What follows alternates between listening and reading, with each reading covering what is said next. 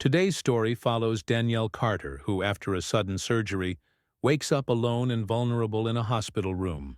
Her nurse's care is shockingly cold, with each visit turning more unsettling and dismissive. But when Danielle's husband, Michael, arrives, everything changes. Because he's not just her husband, he's the hospital owner. As Michael uncovers the truth, Danielle's struggle for respect and compassion takes a powerful turn. Will justice be served, or will Danielle's silent suffering go unanswered? If you enjoy stories of strength and justice, hit like, comment, and subscribe. Have you ever had to stand up for yourself in a tough situation? Share your story below. Now let's begin. Danielle Carter stirred slowly, her mind foggy and heavy with exhaustion. She blinked, her vision adjusting to the harsh overhead lights and the stiff, impersonal feel of the hospital room. The sterile smell of disinfectant hung in the air, filling her nostrils as she took a slow breath. For a moment she couldn't remember where she was, the disorienting haze of anesthesia clouding her memory. As she started to gather her thoughts, flashes of her recent surgery flooded her mind. It had been an emergency, one that had hit out of nowhere, leaving her no time to prepare. Just hours ago, she had been at a business luncheon, enjoying a warm afternoon and laughing with her colleagues.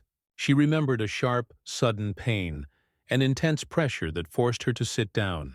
The next thing she knew, she was in an ambulance, sirens wailing as her husband Michael held her hand, whispering reassuring words despite his own fear. As the anesthesia began to fade and her surroundings came into sharper focus, a quiet dread crept into Danielle's heart.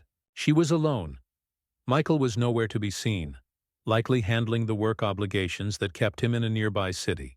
They'd only been apart a few hours, but in her fragile state, it felt as though they were worlds away.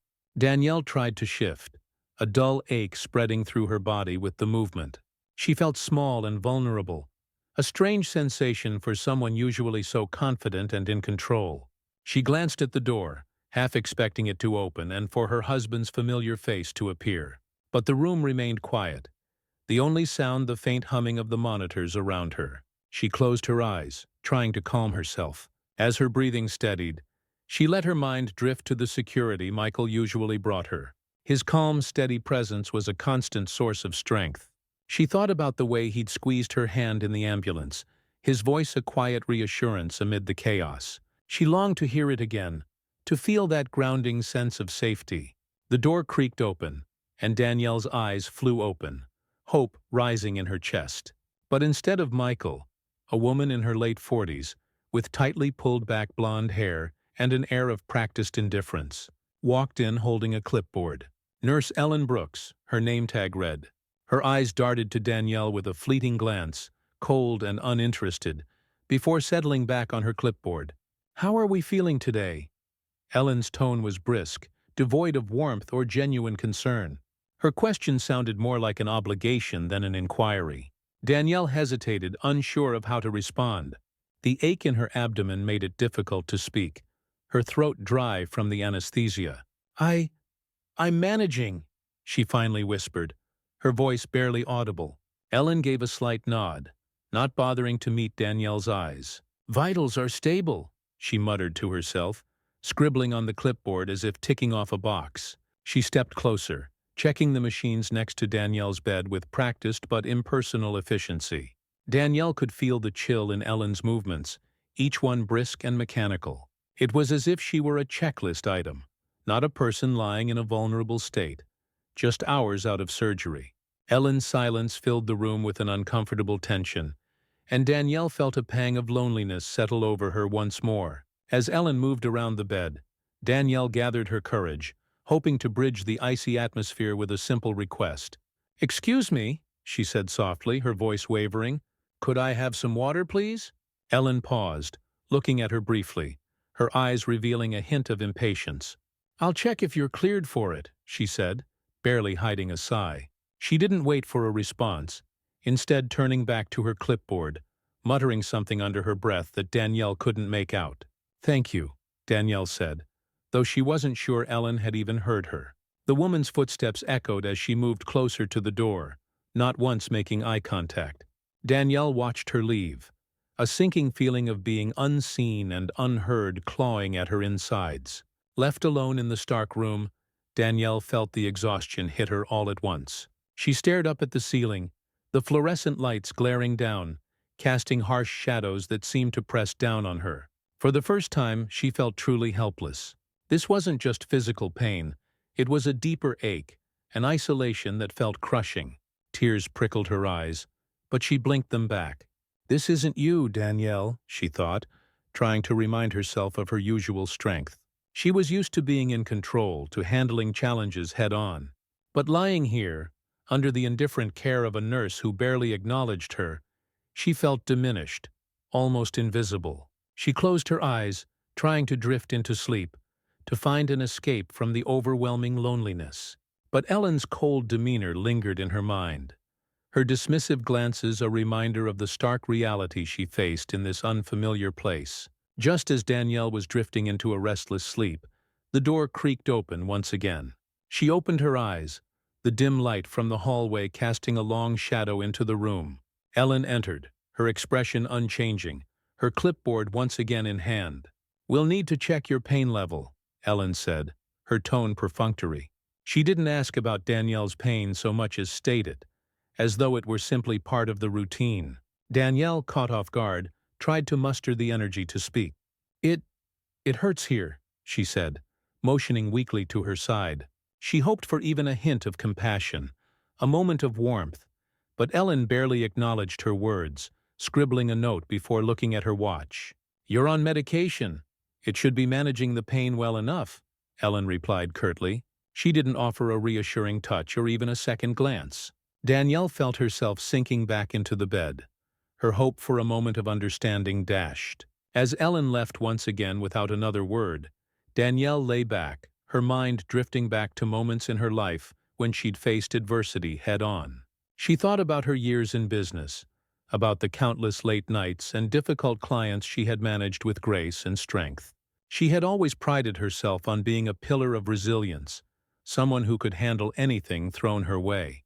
But now, here she was, alone in a hospital room, dependent on someone who didn't seem to care. She felt a pang of shame, wondering if perhaps she'd become too reliant on Michael's support, too accustomed to the security he provided.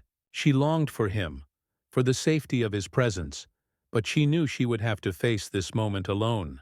Hours passed, and as the sun began to set outside the window, casting a warm glow across the sterile white walls, Danielle found herself dreading the sound of footsteps outside her door.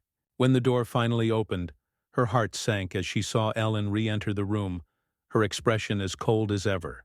"Time for your evening check," Ellen said, her tone flat. Danielle took a deep breath, trying to brace herself for yet another impersonal encounter. This time, however, Ellen's gaze lingered just a moment too long, her eyes narrowing slightly as she looked at Danielle. There was something in her expression that Danielle couldn't quite place, a flicker of disdain that left her feeling exposed. Danielle's hand instinctively moved to her blanket, pulling it up just slightly, as though it could shield her from Ellen's scrutiny.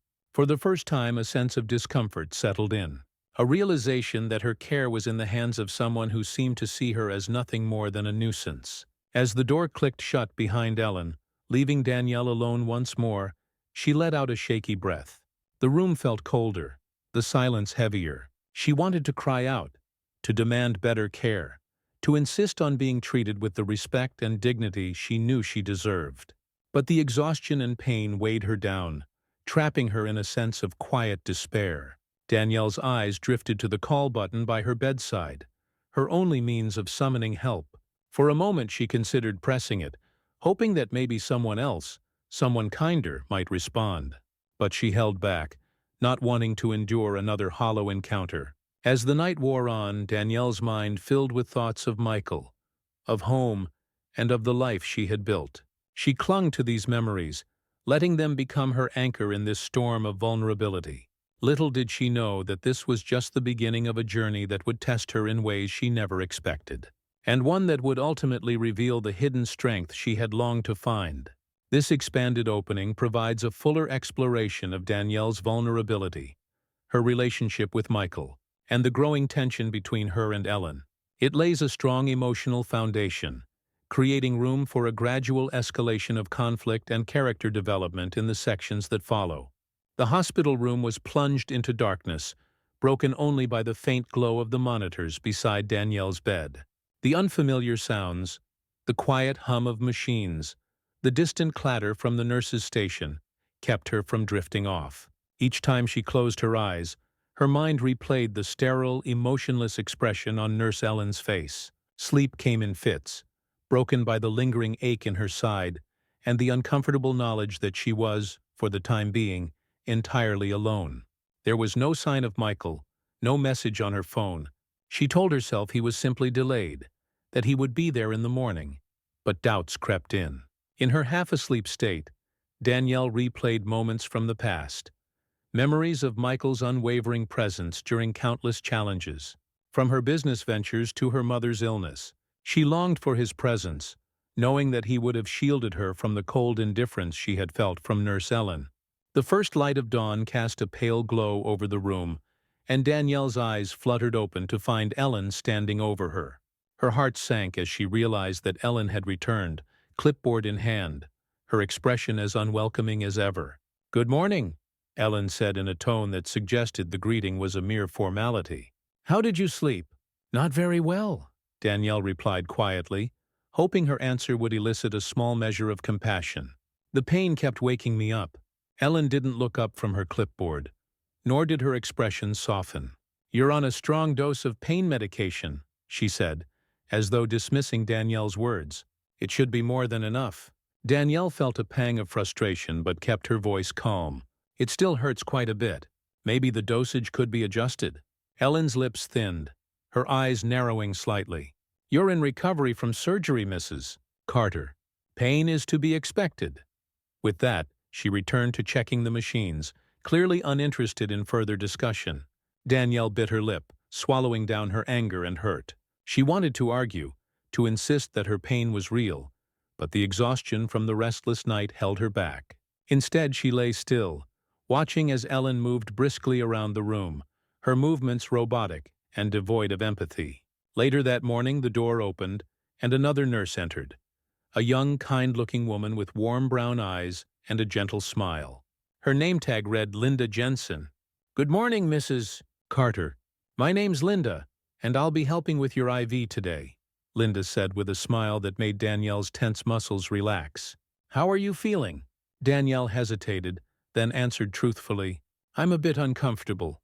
I didn't sleep well, and the pain is still present." Linda nodded, her face showing genuine understanding. "I'm sorry to hear that. Pain management after surgery can be tricky, but I'll check your chart to see if there are adjustments we can make. Is there anything else you need?" Danielle's relief was almost overwhelming. She let out a small sigh, feeling a sense of safety in Linda's presence.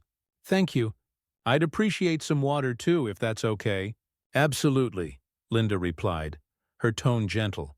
She finished adjusting the IV, then left briefly, returning with a pitcher of water and a cup.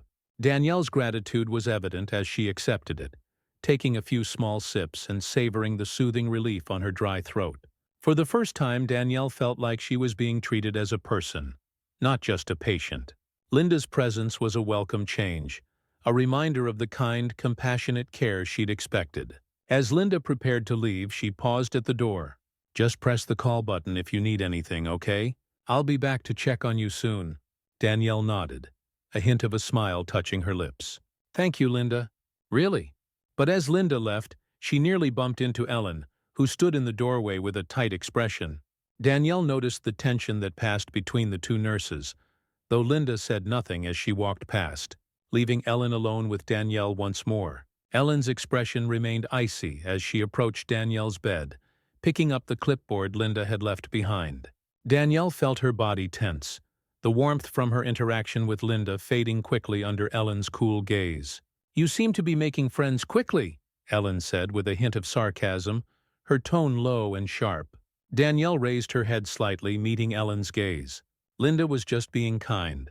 She was only doing her job. Ellen gave a humorless smile. "Is that what you think? Some people expect too much, that's all. Not everyone has the luxury of special treatment." Danielle felt the words hit her like a slap. She wanted to ask Ellen what she meant, to challenge her thinly veiled remark, but the fatigue from the restless night and her pain held her back. Instead, she lay back, choosing to stay silent, her thoughts racing with a mixture of confusion and hurt. Ellen's sharp glance lingered for a moment longer before she turned away, muttering something Danielle couldn't quite hear, but she didn't need to. The implication in Ellen's tone was enough. Left alone once more, Danielle's mind spun with questions. Why was Ellen treating her this way? What had she done to provoke this coldness, this sense of barely concealed disdain? She couldn't shake the feeling that Ellen was harboring a hidden resentment, though she had no idea why. As the hours ticked by, the physical pain was joined by a gnawing emotional ache. Her thoughts turned inward, wondering if she had somehow deserved this treatment. She was, after all, used to a life of comfort, a life where kindness and respect were the norms. Perhaps her expectation for compassionate care was misplaced, a luxury not granted to everyone. But another part of her rejected this self-doubt, reminding herself that she was still a patient, one who deserved decent care. She had always believed in treating people with respect, and now, as she lay in this hospital bed, she realized just how deeply she valued that belief. Danielle's thoughts turned to Michael once again.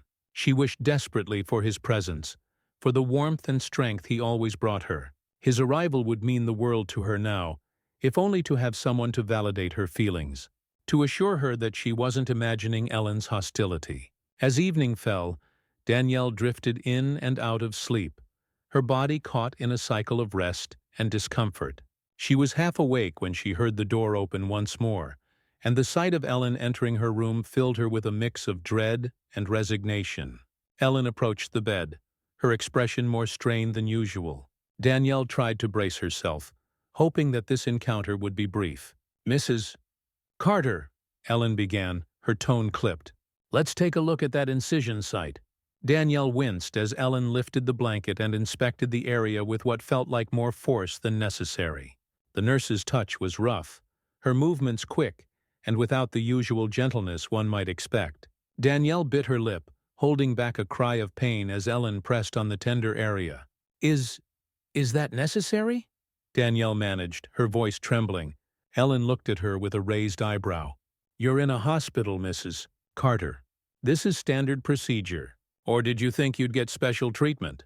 Danielle felt a surge of anger rise within her, and this time she couldn't hold back. "I expect to be treated with the same care you'd give any patient," she said, her voice stronger than before. "I don't understand why you're treating me this way." For a brief moment, Ellen's mask slipped. A flicker of something, anger, perhaps resentment, flashed across her face before she quickly composed herself. "I'm simply doing my job," Ellen replied coolly. Some patients, however, seem to believe they're entitled to more than the rest. "I'd suggest you focus on your recovery, Mrs. Carter." With that, Ellen turned and left the room, her footsteps echoing down the hallway. Danielle lay back, feeling a mixture of anger and helplessness. Her hand hovered over the call button, but she hesitated, knowing that pressing it would likely only bring Ellen back.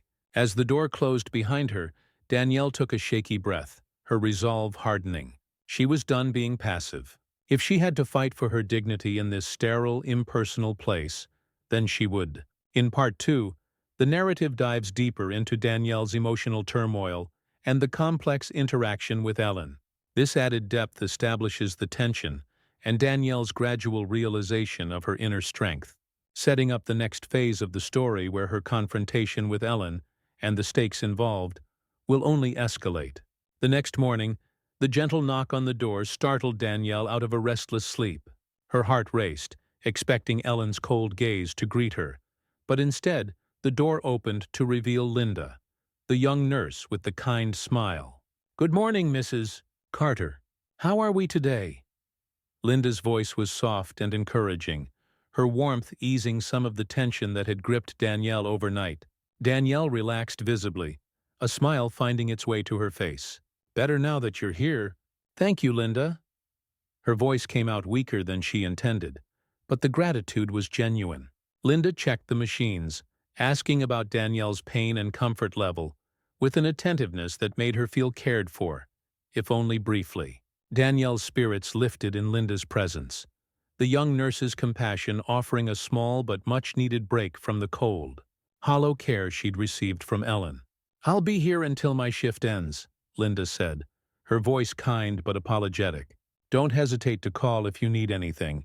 Danielle felt a pang of disappointment as Linda left, knowing this reprieve would be short-lived. Despite her relief, she dreaded Ellen's eventual return, as if even a moment of kindness came at too high a cost. Danielle's hope for another compassionate encounter was shattered when, mere hours later, Ellen returned, her face tight with displeasure. The clipboard in her hand looked like an instrument of judgment as she scanned Danielle's records. "You seem to be getting comfortable here," Ellen said, her voice laced with sarcasm.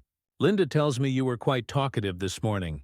Danielle tensed at Ellen's tone, feeling her initial warmth drain away, replaced by dread. "Linda was just checking on me. She's been very helpful." Ellen's gaze hardened, her lips pressing into a thin line. "Linda is young and inexperienced," she said, her voice cold. "She doesn't understand that patients like you, well, let's just say, they require a different approach." Danielle's heart sank as she took in Ellen's words.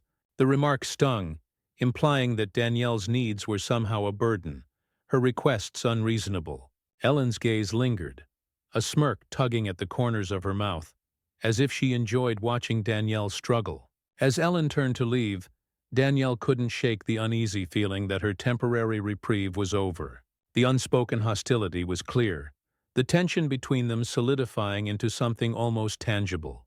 Alone once more, Danielle lay back, the warmth from Linda's visit long forgotten, replaced by a mounting sense of isolation. The next morning, Danielle waited eagerly for Linda's shift to start, hoping for another brief moment of genuine care. But as the hours passed, it was Ellen who entered her room repeatedly, each time with that same look of disdain. Danielle asked, hesitant, "Is Nurse Linda coming today?" Ellen's expression tightened. "She's been reassigned. I'll be handling your care from now on, Mrs. Carter," she said with an air of finality, her tone leaving no room for further questions. Danielle's heart sank. She suspected that Ellen had deliberately kept Linda away, that the nurse's small acts of kindness were something Ellen simply could not allow. She could feel her strength waning, the sense of support Linda had brought now reduced to a memory. As the days stretched on, each one marked by Ellen's cold treatment, Danielle's sense of loneliness grew sharper. She felt as though she were trapped in an endless loop, where each day brought the same hollow interactions, each one chipping away at her spirit. She clung to thoughts of Michael, to the hope that he would soon return and see the truth of her situation. One afternoon, after yet another impersonal encounter with Ellen, Danielle lay back, her mind racing with anger and frustration. She had been passive too long, letting Ellen's dismissive attitude weigh her down. But Danielle knew herself better than this. She was resilient, a fighter, and she wouldn't let Ellen's treatment strip her of her dignity. With newfound resolve, she decided to take back a small measure of control. The next time Ellen entered, Danielle met her gaze head-on, her voice steady and calm. "Ellen?" she began, using the nurse's first name with a quiet authority that surprised even herself. "I expect to be treated with respect. I understand that you're busy, but I would appreciate being seen and treated like any other patient." For a moment, Ellen's expression faltered, as if taken aback by Danielle's unexpected strength. But the surprise quickly faded, replaced by a steely glint in her eye. "I am treating you like any other patient, Mrs. Carter," she replied, her voice low, almost mocking. But this time Danielle didn't let the remark go. She held Ellen's gaze, her chin held high, refusing to let the nurse's words diminish her. She was done being passive, done allowing someone else's bitterness to dictate her experience. When Ellen finally left the room, Danielle felt a small victory settle within her, a spark of hope that perhaps she could endure this after all. She had stood up for herself, reclaiming some of the confidence she had longed for. Later that evening, Danielle was surprised by the sudden return of a familiar face. Linda appeared in her doorway, her expression apologetic and concerned. "Mrs. Carter, I'm sorry I couldn't come sooner," Linda whispered, glancing over her shoulder as if to ensure they weren't being overheard.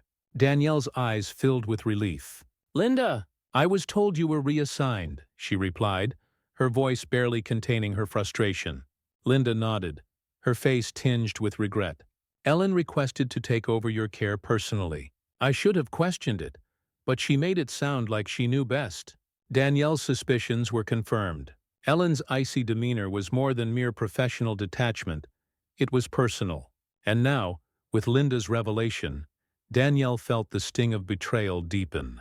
Linda hesitated, her voice dropping to a whisper. Ellen has a way of holding grudges, of treating certain patients differently." She paused, looking deeply regretful. "You deserve so much better than this, Mrs. Carter. I'll speak with the administration if you want." Danielle was touched by Linda's offer, but she shook her head. "Thank you, Linda. Just knowing that someone here sees what's happening makes a difference."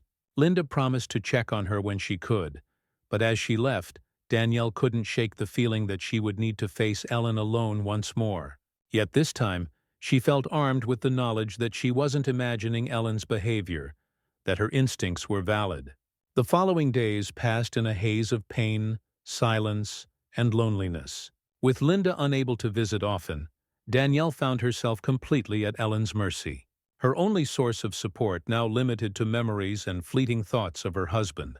Each interaction with Ellen became a subtle test of her endurance. Ellen's remarks grew sharper, her gaze colder, as if taking satisfaction in Danielle's helplessness. The once confident woman who had entered the hospital now felt like a shadow of herself, weighed down by isolation and exhaustion. Danielle clung to the hope that Michael would return soon, that he would arrive and see the truth of her situation. She reminded herself of his love, his strength, and his unwavering support, hoping it would be enough to sustain her through these long, dark days. On the fifth day, Danielle's weary eyes opened to the sight of her husband Michael, standing by her bedside, his face etched with concern. Relief washed over her as he took her hand, his grip firm and reassuring. "Oh, Michael," Danielle breathed, her voice a mixture of relief and exhaustion. Michael bent down, his gaze searching hers. "Danielle, I'm so sorry it took me so long to get here. I had no idea it was this bad." As she recounted the events of the past few days, the isolation, the lack of compassionate care, Ellen's cold treatment, Michael's face darkened with anger, his jaw clenching as he listened.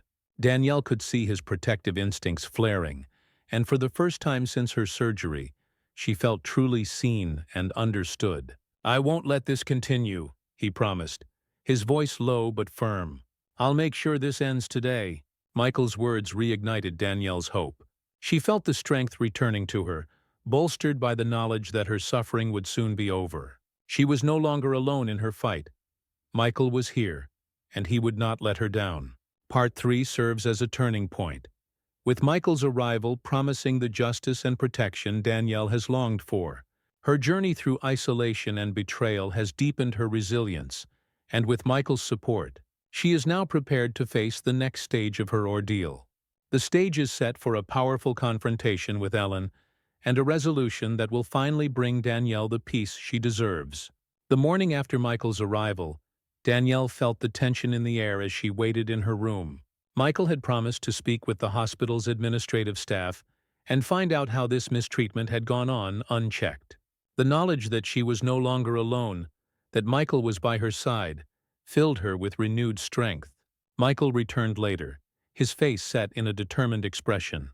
"Danielle," he said quietly, "we're going to address this directly. I've arranged a meeting with the hospital's administrator, and Ellen will be there." The news brought a flood of emotions: relief, nervousness, and an undeniable sense of justice. Danielle nodded, taking a deep breath as she mentally prepared herself to face the woman who had been her tormentor for days. As they walked down the hallway, the bustling sounds of the hospital surrounded them, a stark contrast to the silence and isolation Danielle had endured in her room. When they reached the small conference room, Ellen was already there, looking visibly uncomfortable. Her face shifted to a tight smile as Michael and Danielle entered, though her eyes betrayed her discomfort. The hospital administrator, Dr. Taylor Benson, a middle-aged woman with an air of professionalism, opened the meeting. "Thank you for coming, Mrs.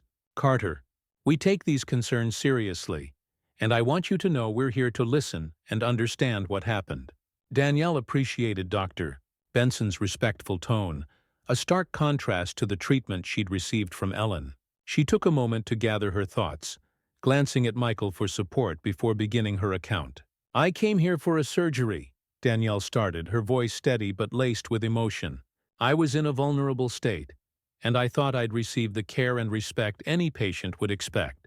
But instead—" Her voice wavered as she described the dismissive, cold treatment, the lack of empathy, and the thinly veiled hostility that Ellen had shown her. Ellen shifted uncomfortably in her seat, her expression a mixture of defiance and regret. "I was doing my job to the best of my abilities," she said defensively, though the tension in her voice was clear. "If Mrs. Carter felt that my care wasn't up to her standards, I apologize. But there was no ill intent." Michael's jaw clenched. He leaned forward, his voice calm but filled with authority. "This is not about meeting standards, Ellen. This is about the basic dignity and respect that should be afforded to every patient in this hospital, regardless of who they are or what you think they deserve." Danielle felt her heart pounding as she looked Ellen in the eye. "There were moments I felt invisible," she continued, her voice growing stronger with each word. "I wasn't seen as a person in need of care. I was treated like a burden, like someone who didn't deserve compassion." She recounted specific instances, the dismissive comments, the rough handling of her incision, and the isolation she endured when Linda was suddenly reassigned. Each recollection brought a wave of painful memories, but speaking them aloud, with Michael by her side, felt like a release. Dr. Benson listened intently, her expression shifting from concern to quiet indignation. When Danielle finished, the room fell into a heavy silence. "Thank you, Mrs. Carter, for sharing your experience," Dr. Benson said finally, her tone serious. She turned to Ellen. "Nurse Brooks, we have a responsibility to ensure that our staff treats every patient with respect and empathy. It's clear that this standard was not upheld in Mrs. Carter's case." Ellen's face paled, her lips pressing into a thin line. "I never intended for her to feel this way," she muttered, her gaze dropping to the table. Dr. Benson took a deep breath, her tone firm. "Ellen, as a senior nurse, your actions set the tone for the care that patients receive here. When you chose to treat Mrs. Carter with anything less than dignity, you failed in your duty." Turning to Michael and Danielle, Dr. Benson continued, "The hospital administration will be addressing this incident internally, and Nurse Brooks will face appropriate disciplinary action. We are deeply sorry for the experience you endured, Mrs. Carter. Rest assured, changes will be implemented to ensure this does not happen again." Michael nodded, a sense of satisfaction in his gaze. "Thank you, Dr. Benson. Danielle and I appreciate the commitment to accountability and improvement." As the meeting concluded, Ellen's face was a mask of quiet defeat. She glanced at Danielle, but there was no apology, no acknowledgement of the pain she had caused. Danielle realized then that Ellen's pride had likely been her downfall all along, but the consequences were now hers to bear. After the meeting, Danielle felt an immense weight lift from her shoulders. The journey had been painful, but she had reclaimed her voice, her dignity, and her sense of self-worth. She and Michael walked back to her room in silence, each lost in thought, but connected by an unspoken bond of mutual respect and love. Once back in her hospital bed, Danielle felt a sense of peace she hadn't felt since before her surgery. She was finally free from the tension and fear that had weighed her down, and she was ready to focus on her healing. Michael sat beside her, his hand resting on hers. "I'm so proud of you, Danielle," he said, his voice filled with genuine admiration. "You faced it all with such strength." Danielle felt her heart swell with gratitude. "I couldn't have done it without you. Thank you for standing by me." Their shared silence spoke volumes, a moment of quiet triumph in the wake of everything they had endured. The next day, Danielle's room was filled with warmth and light, as several staff members came by to check in on her, each offering a smile or a kind word. Linda stopped by regularly, ensuring Danielle had everything she needed and providing an open line of communication with the hospital team. Danielle felt a growing sense of comfort, realizing that her experience had led to positive change within the hospital. The staff, newly mindful of the importance of compassionate care, seemed more attentive, more present. Danielle's spirit began to lift, her confidence in her recovery and her sense of self returning with each small gesture of kindness. When she was finally discharged, she left with a heart full of hope, knowing that her story had made a difference, not just for herself, but for future patients who would receive the care and respect they deserved. Once Danielle returned home, her journey shifted from survival to recovery. The familiar comforts of home and Michael's loving support were exactly what she needed. Though she was still physically weak, she found strength in small milestones, walking a few steps, enjoying a quiet meal, and, most importantly, feeling safe. The memory of her hospital ordeal faded gradually, replaced by the warmth of her home and the love of those around her. She began to write about her experience, capturing the vulnerability, strength, and transformation she had undergone. Writing became a part of her healing, a way to honor her journey and process her emotions. As weeks passed, Danielle felt a pull to share her story more widely. With Michael's encouragement, she spoke to hospital boards, community groups, and patient advocacy organizations, using her experience as a catalyst for change. Her message was simple but powerful. All patients deserve respect, empathy, and quality care, regardless of their background or status. Her story resonated with others who had faced similar situations, and she received letters from patients who thanked her for speaking out. Her voice became a beacon of hope, her experience a testament to the strength and dignity of every patient. Months later, Danielle returned to the hospital, this time not as a patient but as an advocate. Dr. Benson had invited her to speak to the hospital staff, to share her perspective and encourage a renewed focus on compassion in patient care. As she stood before the gathered staff, Danielle felt a surge of pride and gratitude. She spoke candidly about her experience, her voice steady and filled with conviction. Compassionate care is not a luxury, it's a right. Every patient deserves to feel seen, heard, and valued, she concluded, her words resonating in the quiet room. After her talk, Linda approached her, smiling warmly. "Thank you, Mrs. Carter," she said, her voice filled with respect. "Your story has already made a difference here." Danielle nodded, her heart full.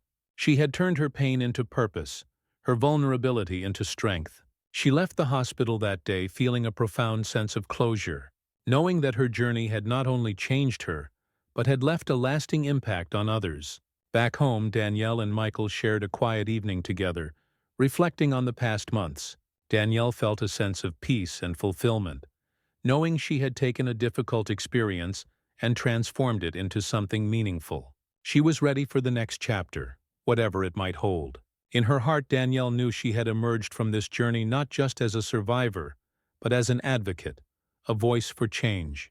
And as she looked forward, she felt certain that her story, her strength, and her courage would continue to inspire others for years to come.